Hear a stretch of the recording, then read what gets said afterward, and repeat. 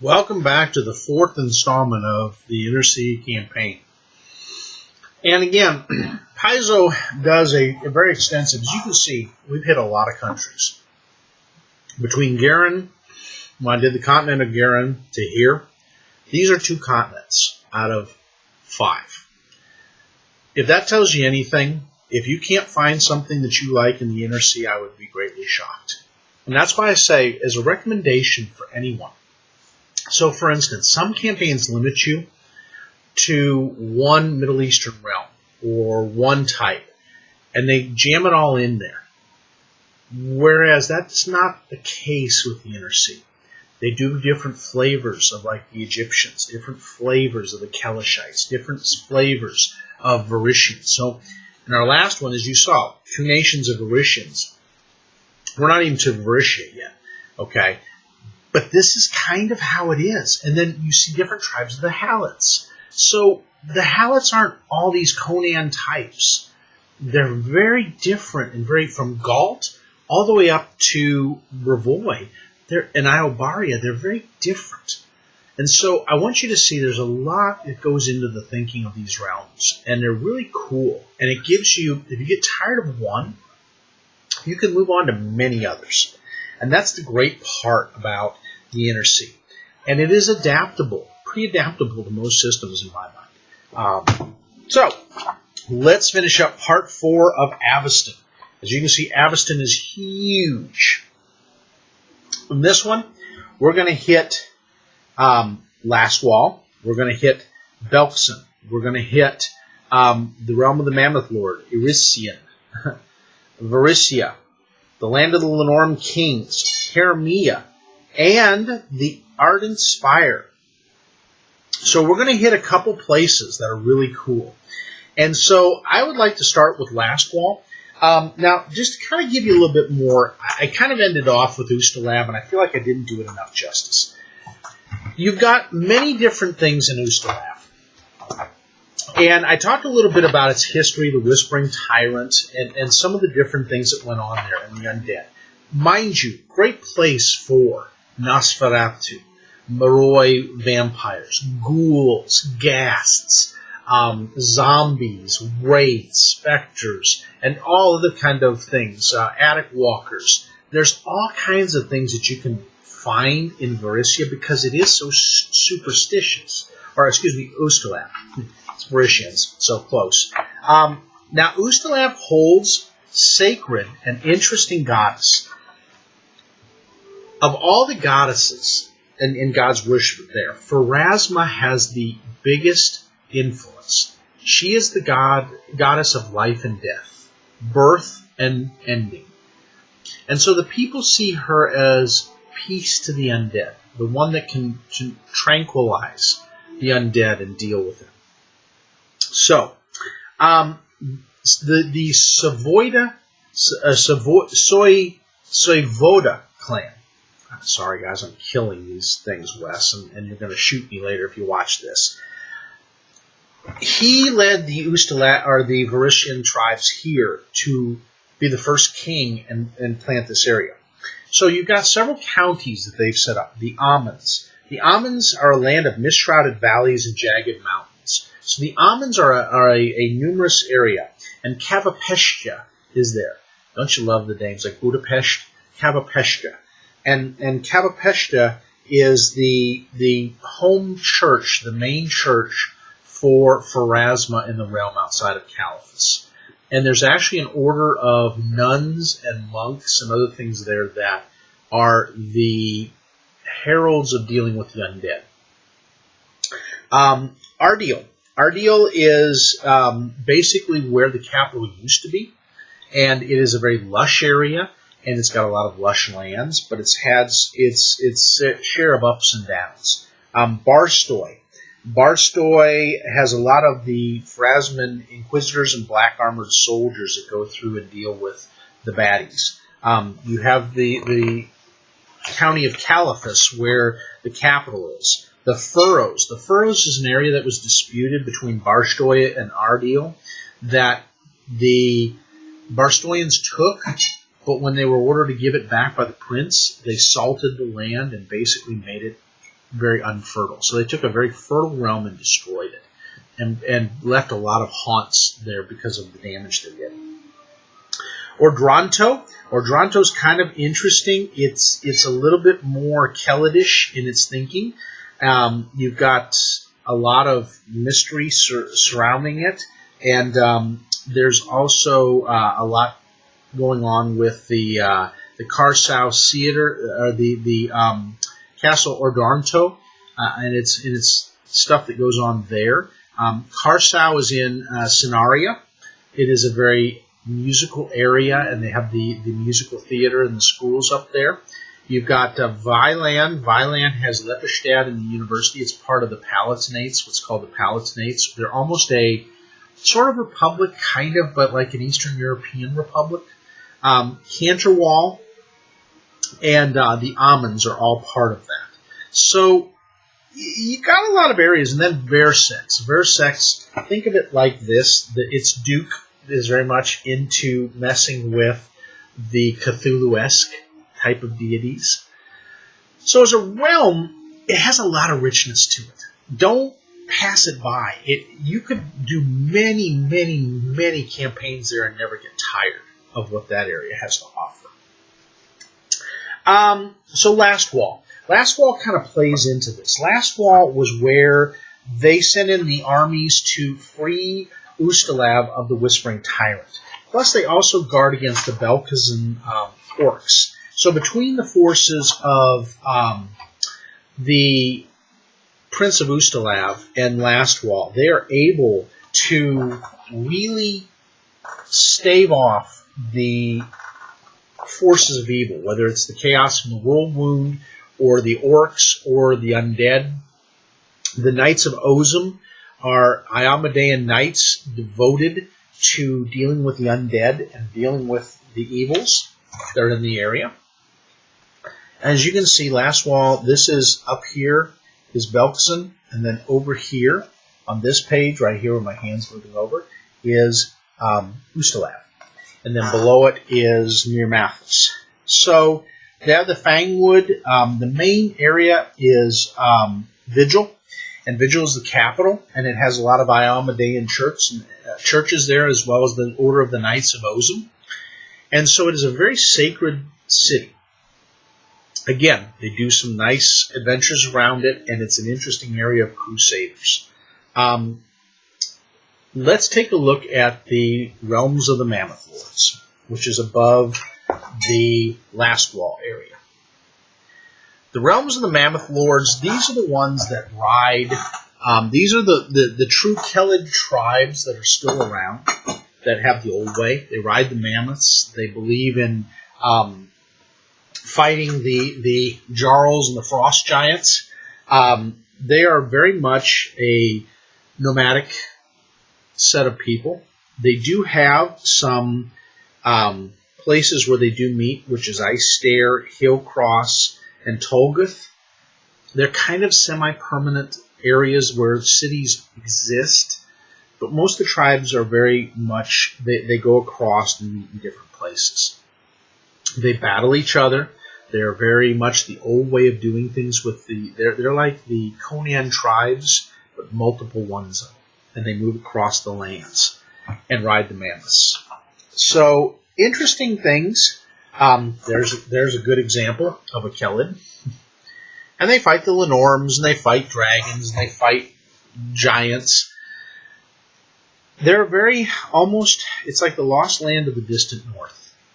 It's an area that was really never civilized. It's very primitive. They still do worship things like Gorham and Robagug and Desna, but it's very, very primal. It goes back to a very mystic people. Again, not a lot written on them, but it's an interesting area to go explore if you want to go somewhere different and have more tribal people and work with tribes.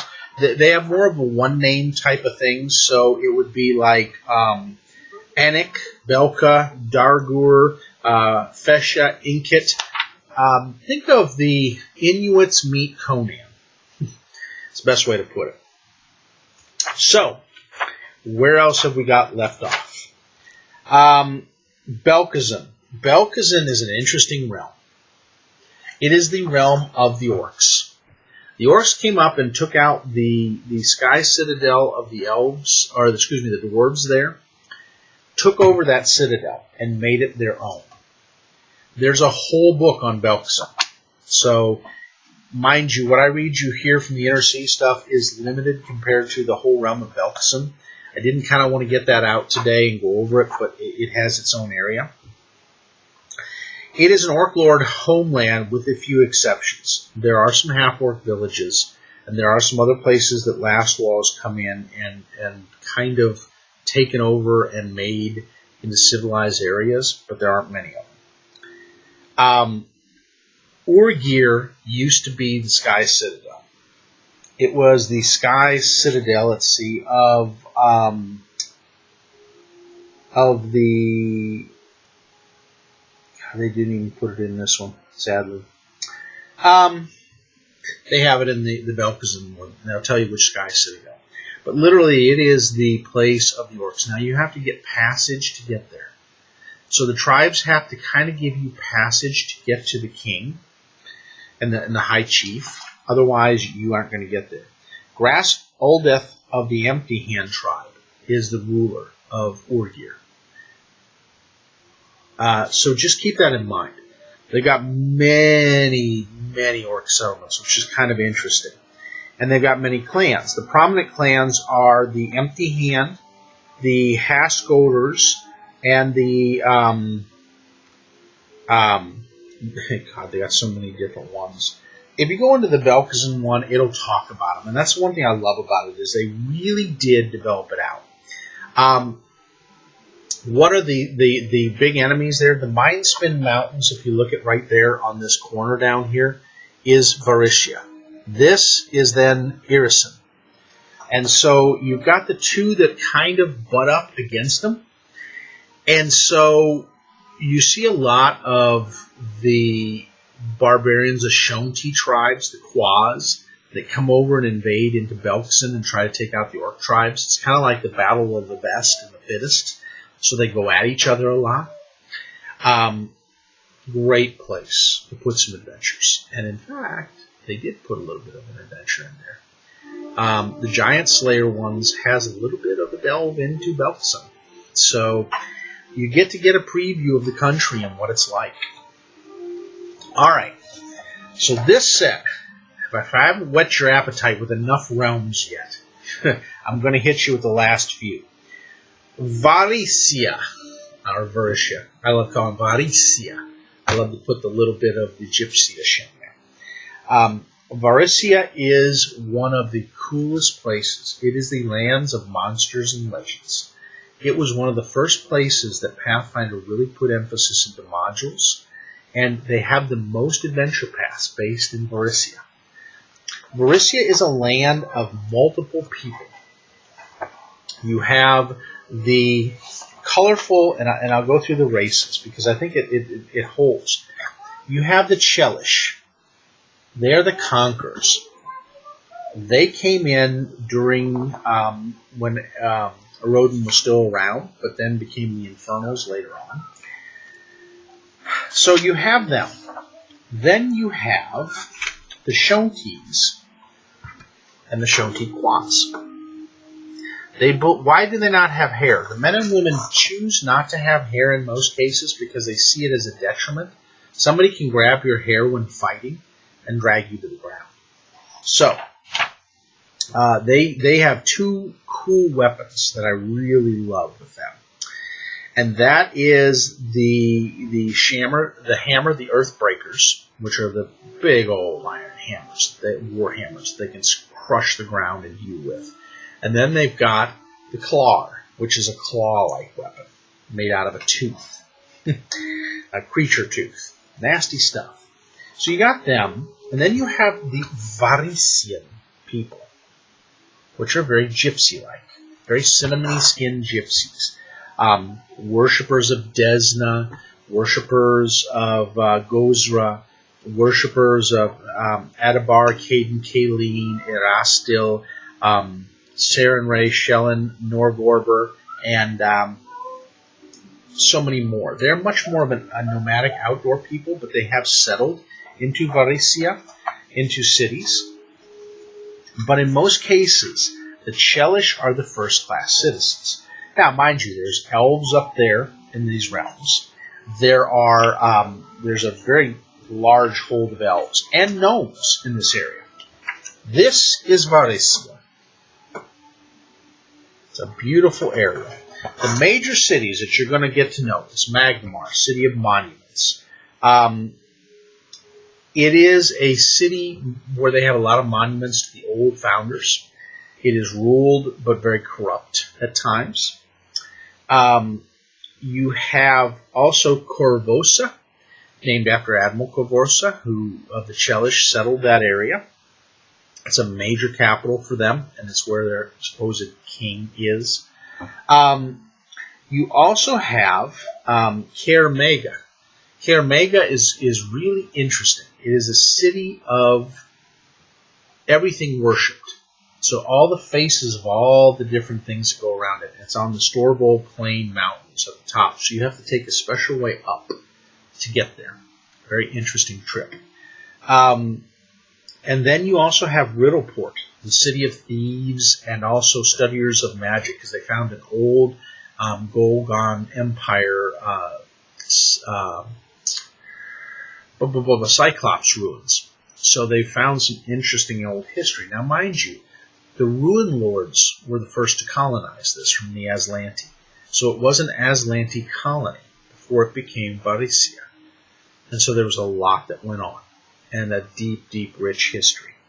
So keep that in mind that Varissia has so much, and they have so many different towns and cities. Sandpoint is the one that you'll see the most.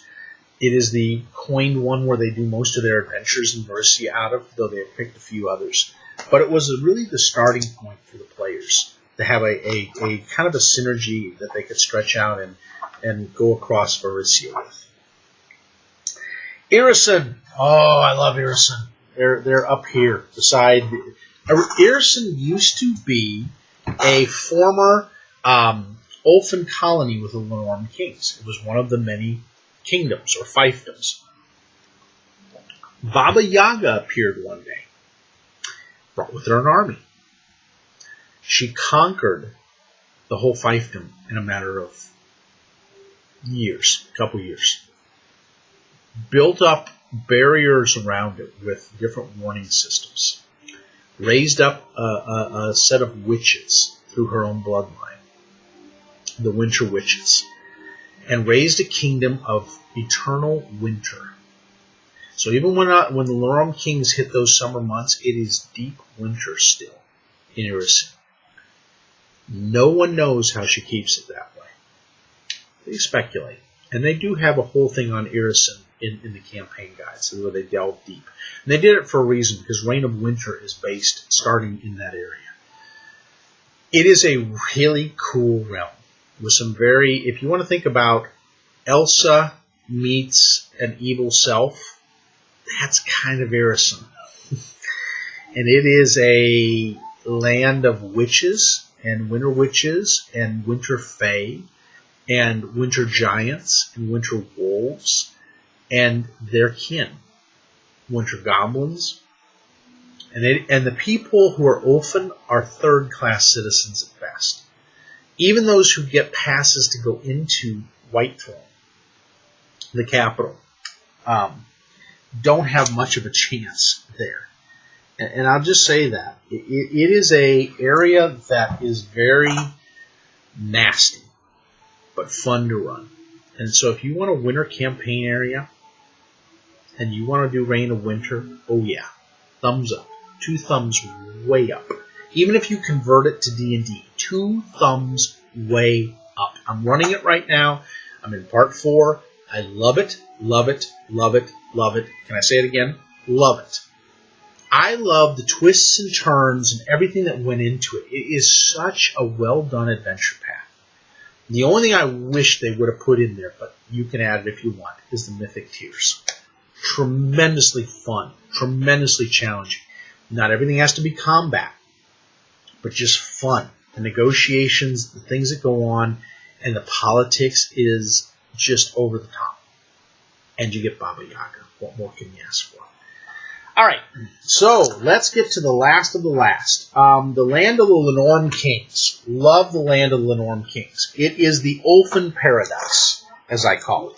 So if you like your Swedish Nordic barbarians from the Norse mythology, that is the land of the Lenorm Kings. And why do they call it the Lenorm Kings? Well, because there are Lenorm dragons there. And the kings that rule that area have to defeat these different Lenorms. Basically the Norse version of a dragon. And the Lenorms, Kalsgard and White Estrid is the ruler of it, but they have their own countries and fiefdoms under there. So that said, they've got a whole realm on the land of the Lenorm Kings in the campaign guide again. It is green at times, but very nasty. Some of the key areas that are fun are Agos, Flint Reach, the Dragon's Rib, Anther Rock, and Battle Wall. All these islands in Kalva. Kalva is an island of cannibals and a cannibal tribe. Let's just say people landed there and never made it off the island, so they had to survive somehow. Food was scarce, so guess what they did? Yeah, kind of nice. Agos is more your pirate Lenorms, Ulfin. So they got all the pirate ships, and they're the pirate Vikings that go and raid. And Battle Wall and Halgrim are more of your, you remember off of Game of Thrones, the Shield Islands out there? Like that. So, very fun place. Diverse. You've got Winter Fae, you've got Summer Fae in there, you've got gnomes. There's a whole gnome village there. I believe it is Lost Home. Lost Home is the home of the gnomes. I love it. Thank you guys for putting a home of the gnomes. So again, great hardy people. And they've branched out to one of the other continents. Won't tell you, spoiler alert, but it is another continent that they have done. So where am I leaving out? Two places that are kind of fun. Hermia. Hermia is ruled by a gold dragon. It is an idealistic little island that is isolationist. Let's see, where's the H? Hermia. Jalmoray. Oh, I left out Jalmoray too in my last one, so I'll have to get to that another time. But don't discount Jalmoray. Where's Hermia? Why did they not put it? It's not where I can easily find it, right? Can't make it easy for Rick.